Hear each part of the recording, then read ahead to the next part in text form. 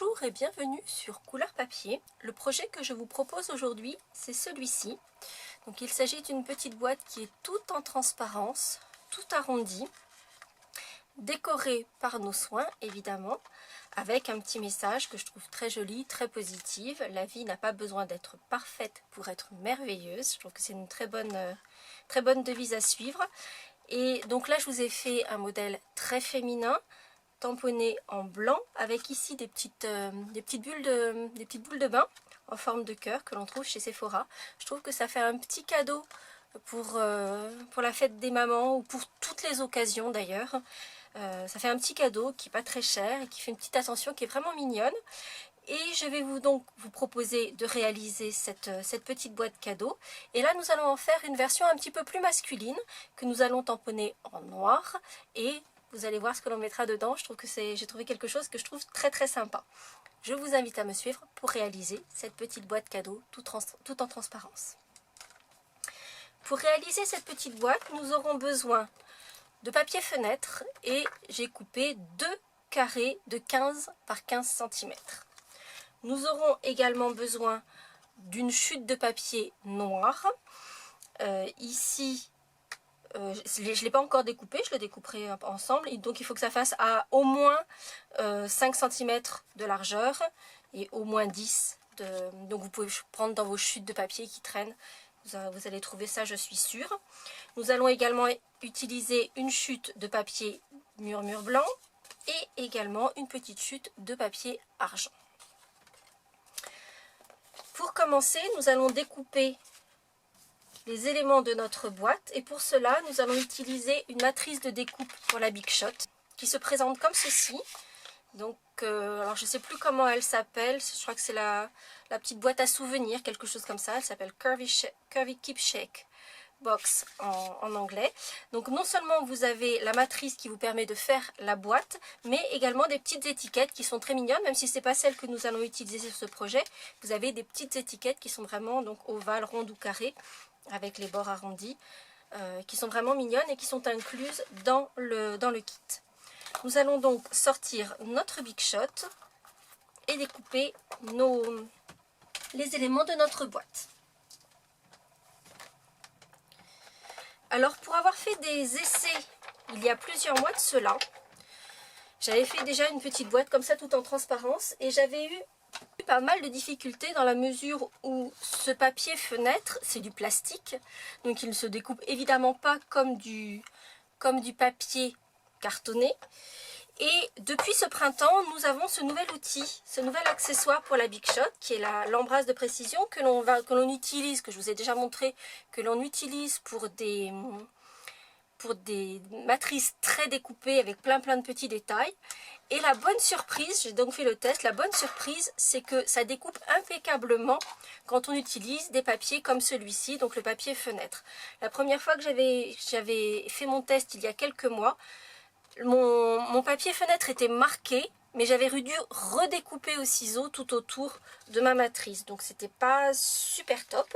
Je vais donc prendre ma Big Shot avec ici la plateforme magnétique, mais ça peut être la plateforme normale, ça n'a aucune importance. Mon embrasse de précision.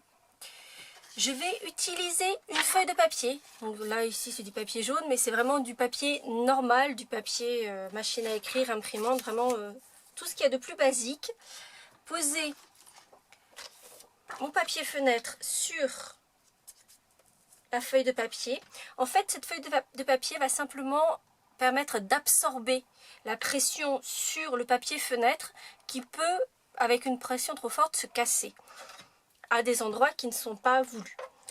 Je vais poser ma matrice et recouvrir le tout d'une plaque de découpe. Je vais passer le tout dans la Big Shot.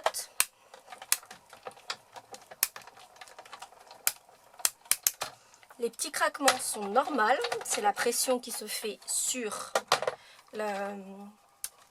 les plaques de découpe justement. Et je vais obtenir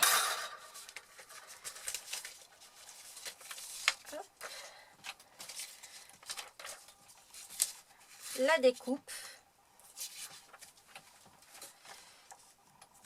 d'une première partie de mes petites boîtes.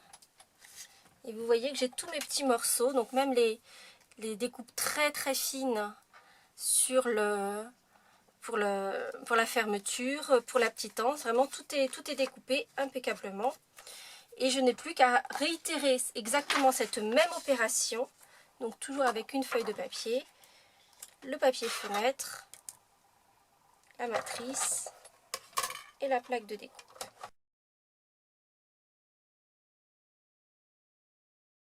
Et j'obtiens donc mes deux morceaux de boîte. J'enlève juste les petits résidus. En fait, le papier fenêtre étant un papier plastique, il y a de l'électricité statique qui se forme énormément et ça va récupérer un petit peu les résidus de découpe de vos précédentes découpes sur les matrices, sur les planches, les plaques de découpe de la Big Shot. Donc c'est pour ça que ça a récupéré plein de petites choses par électricité statique. Donc on fait un petit ménage et on a donc deux morceaux identiques que même en transparence vous arrivez à voir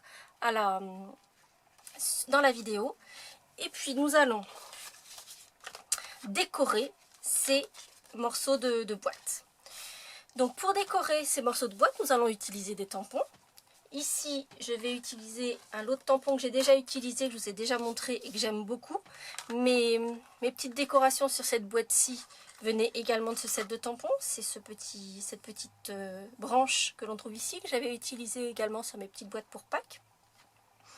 Et là, nous allons utiliser cet effet un peu grillage, puisque comme je vous le disais, pour cette seconde boîte, je vais essayer de donner une allure un petit peu plus masculine. Donc on va utiliser un peu cet effet grillage. Et comme nous sommes sur du plastique, on ne peut pas utiliser nos encres habituelles, puisque ce sont des encres à l'eau, donc déjà qui vont pas sécher en surface, mais qui vont sécher en rentrant dans la matière. Donc dans du papier cartonné, ça va pouvoir s'infiltrer dans la matière et sécher. Ici, ça ne pourrait pas s'infiltrer dans la matière, puisque c'est du plastique, donc rien ne peut s'infiltrer à l'intérieur. Donc pour décorer ces morceaux de plastique, de papier fenêtre, la seule solution que nous avons, c'est d'utiliser les encres StazOn. Donc comme son nom l'indique, StazOn en anglais, ça veut dire reste dessus. C'est-à-dire qu'en fait, c'est une encre qui reste en surface, qui est solvantée et non une encre à l'eau, et qui va sécher en surface. Donc nous allons décorer les pans de notre boîte. Si vous voulez protéger, encore que on va mettre un fond, donc ça n'est pas très grave, mais si vous voulez protéger de façon à ce que ça ne passe pas sur les côtés, etc., on va mettre un petit morceau de post-it et on va décorer les 4 pans de notre boîte.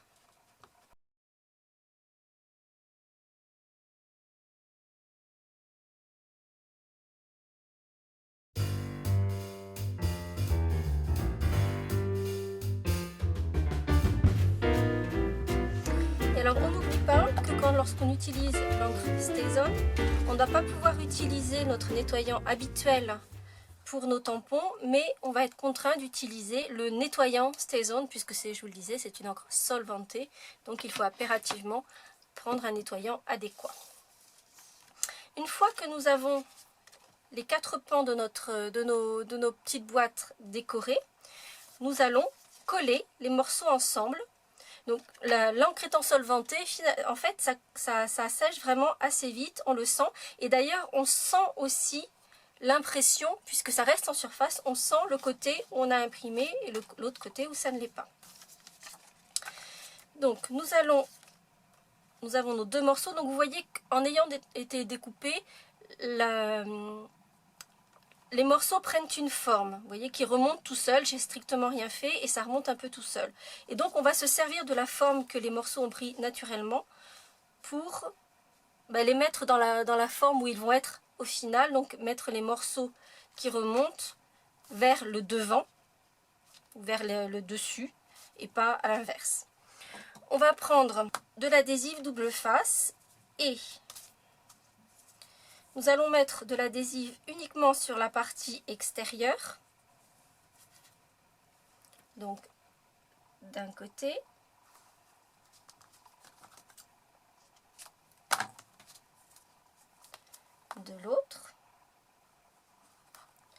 Et sur l'autre morceau,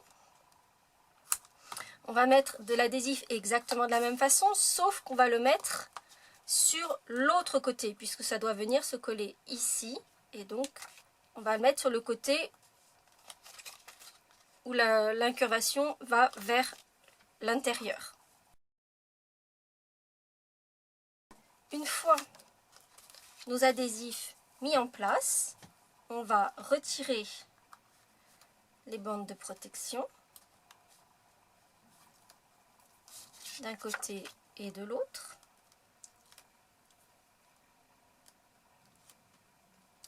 Et on va assembler ensemble ces deux morceaux. Et pour que ce soit bien équilibré, en fait, il va falloir vous caler sur les angles qui sont ici, que l'on va aligner avec les angles qui sont ici. Donc, ici et là. Et on va pouvoir tout assembler. Et notre petite boîte est déjà formée. On va juste doucement, délicatement faire prendre la forme vers l'extérieur sur les petites anses. Il ne faut pas que votre plastique se casse. C'est pour ça qu'on va y aller très délicatement. Et votre petite boîte est déjà faite. Voilà, nous avons notre petite boîte. Sauf que là, elle est encore un petit peu brute. Donc nous allons commencer par recouvrir le fond parce qu'en fait on voit notre adhésif et que ça n'est pas très joli. Donc pour cela, nous allons découper à l'aide de notre masticot deux carrés de 1/7/8 par 1/7/8. Donc je vais commencer par faire 1/7/8 sur toute la largeur. 1/7/8 et 1/7/8. Et nous allons coller ces deux carrés de part et d'autre du fond de notre boîte, donc à l'intérieur et à l'extérieur, avec de l'adhésif double face comme nous l'avons fait tout à l'heure pour assembler les deux morceaux de la boîte.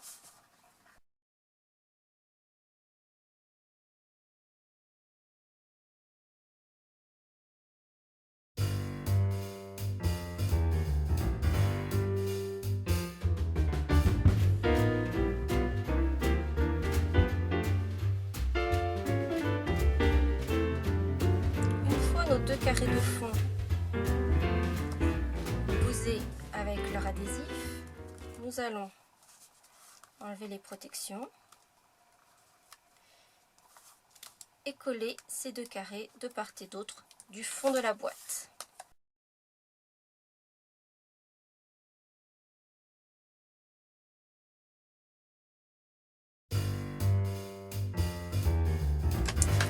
Et donc voici notre petite boîte que nous allons à présent décorer. Pour cela, je vais utiliser le même set de tampons avec ce même message parce que je le trouve vraiment joli, vraiment très positif. Ce tampon est issu de ce set qui s'appelle Parfait Fagnon, puisqu'en fait il peut être assorti à un lot de matrices de découpe pour la Big Shot en forme de fagnon. Il y a plein de très jolis messages. Alors les petits saluts, ça peut s'utiliser dans plein de circonstances, toi et moi effectivement, pour la Saint-Valentin, pour un mariage, enfin il y a vraiment plein de choses. Une petite pensée pour toi, je trouve que c'est très mignon, tu fais mon bonheur. Enfin voilà, il y a plein de très jolis messages et celui-ci et vraiment tout à fait à mon goût, je le trouve vraiment mignon. La vie n'a pas besoin d'être parfaite pour être merveilleuse. Donc je vais reprendre mon tampon que j'ai déjà monté et je vais le tamponner sur du papier murmure blanc. Et je vais reprendre mon encre noire. Elle n'a pas besoin ici d'être forcément l'encre StazOn, mais c'est celle que j'ai sortie, donc ça peut être simplement l'encre noire normale, puisqu'ici on va la mettre sur du papier blanc.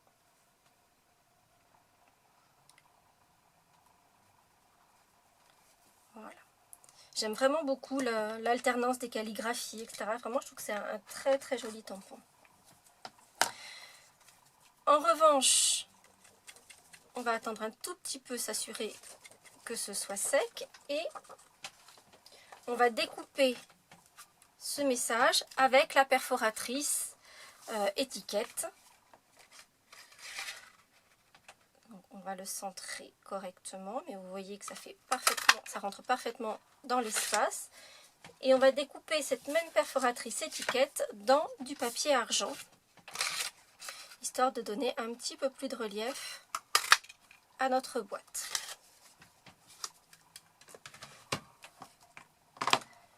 Pour finir, nous allons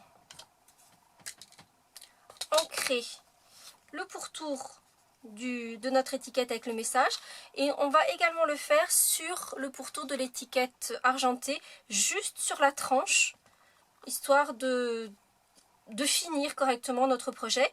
Pour cette étiquette là, comme vous avez pu le voir ici, là je l'avais fait en gris, j'ai pas fait un ancrage qui soit trop profond, donc je suis vraiment restée sur la tranche un tout petit peu en diagonale, et je vais juste ancrer le pourtour comme ceci.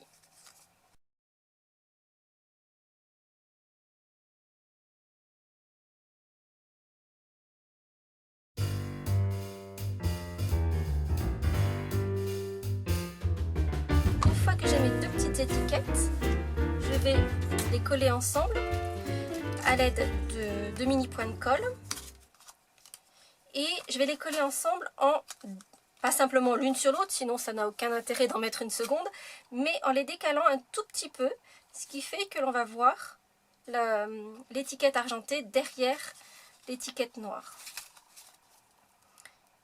Donc je vais mettre un mini point de colle sur le côté ici, pas complètement au milieu parce que je vais devoir faire le petit trou pour passer mon ruban. Je vais en mettre un par ici, puis un troisième par ici par exemple. Je vais assembler mes deux petites étiquettes en les décalant légèrement, comme je l'expliquais à l'instant, et les assembler ensemble. Et avec ma perforatrice à main 1/8, je vais faire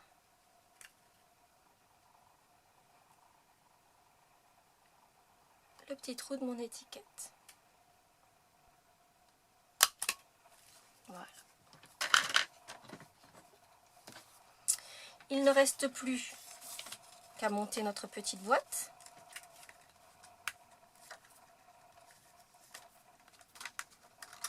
Refermer un côté pour le moment. Donc en fait vous avez une petite encoche au bas des poignets qui vous permet de bien fermer votre boîte. Je vais utiliser le même ruban argenté que je vais plier en deux, m'aider de mon poinçon pour le faire passer par le tout petit trou que je viens de faire.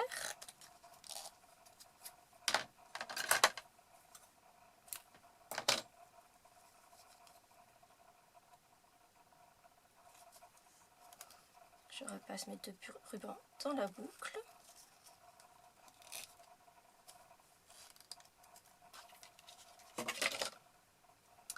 Et en fait, je vais passer mon ruban, alors celui qui se trouve dessous, je vais le passer dans la fente, qui n'est pas encore assemblée. Ainsi, je n'aurai pas besoin de défaire le nœud. Vous voyez, si je referme ma boîte, je n'aurai pas besoin de défaire le nœud de mon étiquette, qui restera sur la boîte, qui ne m'empêchera pas d'ouvrir et de refermer la boîte. Et je vais juste faire un nœud, un double nœud.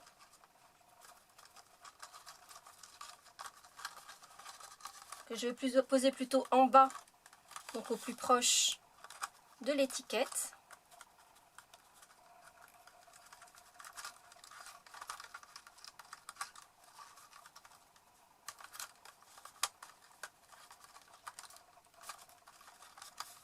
Et je vais réajuster les points de mon ruban. Notre boîte est à présent finie. Il nous faut la remplir. Donc on a nos petites décorations qui sont vraiment très élégantes, très fines. Je trouve que c'est assez élégant. Et alors, comme je vous le disais, je voulais cette boîte un peu plus masculine. Et j'ai trouvé ici chez les chocolats de Neuville des confiseries en forme de cailloux que je trouve vraiment très rigolotes. Et donc nous allons pouvoir remplir notre petite boîte de petits cailloux gourmands.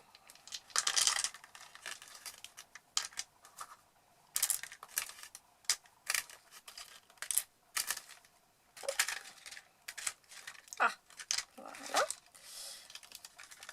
Et refermer notre petite boîte. Et voici une petite boîte pour les filles avec des petites perles de bain, une petite boîte pour les garçons avec des petits cailloux à croquer. J'espère que ce nouveau projet vous aura plu et je vous redonne rendez-vous la semaine prochaine. À très bientôt.